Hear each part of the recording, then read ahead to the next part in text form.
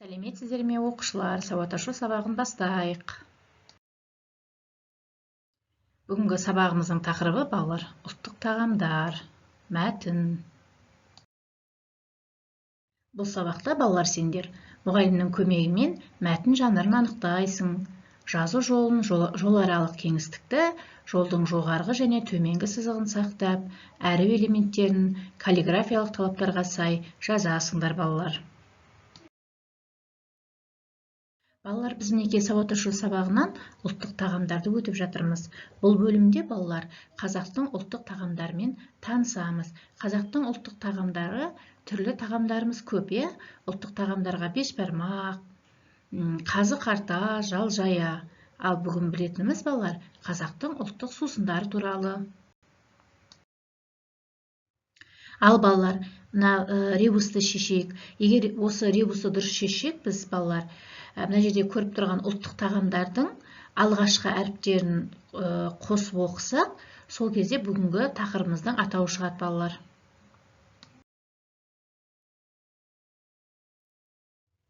Ал балалар, неке суреттегі тағамдарды таптық па балалар?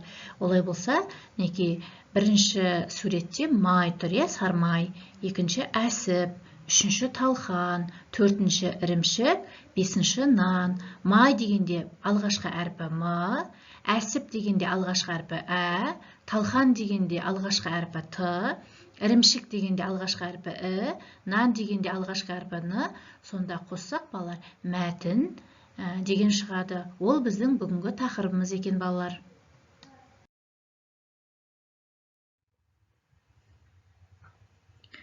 Ал балалар, мінекей, мәтін, бүгінгі тақырыбымыз өтекте отқан мәтін дегеніміз не? Мәтін белгілі бір тақырып аясында жазылған бірнеше сөйлемдердің жиынтығы екен балалар. Мәтіндегі сөйлемдер бір-бірімен байланысады екен балалар.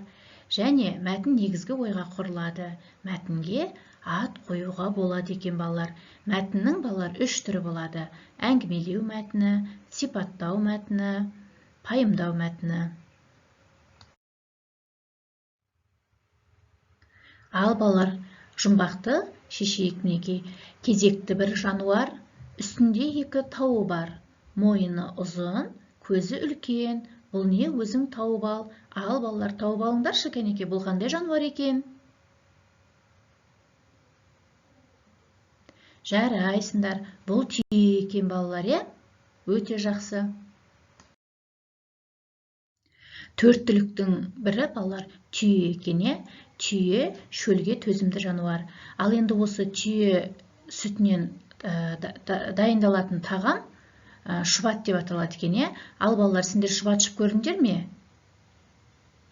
Жақсы, жарайсыңдар. Олай болса балалар, бірінші жаттығу осы мәтінді оқып көрейік. Шұбат деген мәтінді. Кәнеке, барлығымыз бірге оқиық. Шұбат. Сен шұбат ішіп көрдің бе? Шұбатты қалай әзірлейтін білесің бе? Шұбатты түйе сүтінен ашытып жасайды. Халқымыз шұбат жанға қуат деп бекер айтпаған. Өйткені шұбат шипалы сусын. Шұбат ішсеңдер, денсаулықтарың мықты болады балалар. Балалар, сұрақтарға жауап беріп көрейік. Осы мәтінде балалар, мәтінде не туралы айтылған? Шұбатты неден жасайды екен? Шұбаттың қандай пайдасы бар? Саған шұбат ұнай ма? Яғни балалар, шұбат туралы білдік біз. Барлығымыз, е? Қазақтың ұлттық сусындарының бірі шұбат екен, е? Олай болса балалар, бүгінгі дәптерімізді ашайық, күннің ретін жазайық.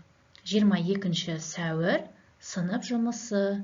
Екінші жаттығу, жаңылтпашты жатқа жаз. Түйе маған шұбат берді. Шұбат маған қуат берді. Кәнеке, әдемілеп, көркемдеп жазамыз балалар.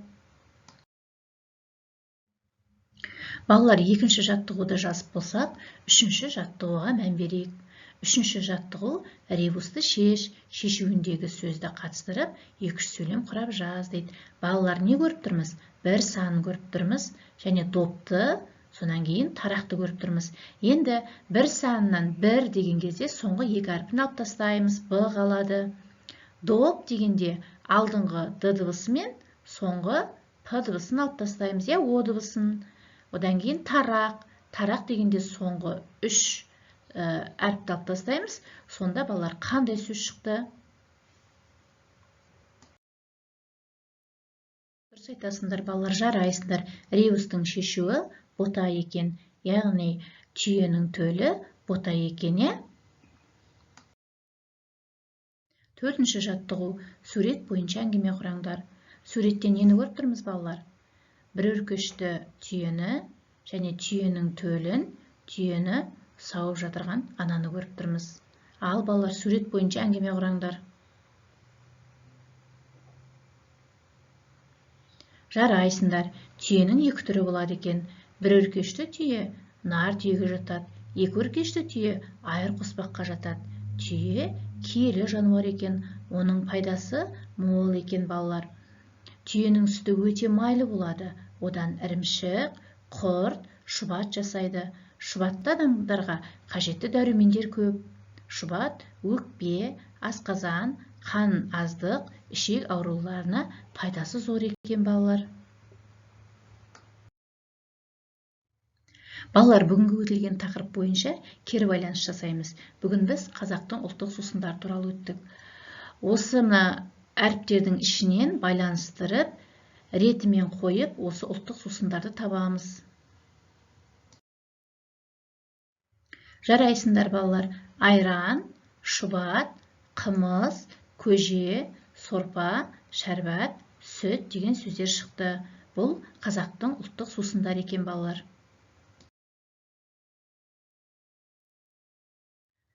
Ал балалар, бүгінгі тақырып бойынша түсінгендеріңді осы суретке қарап, өздерің бағалай қойыңдар.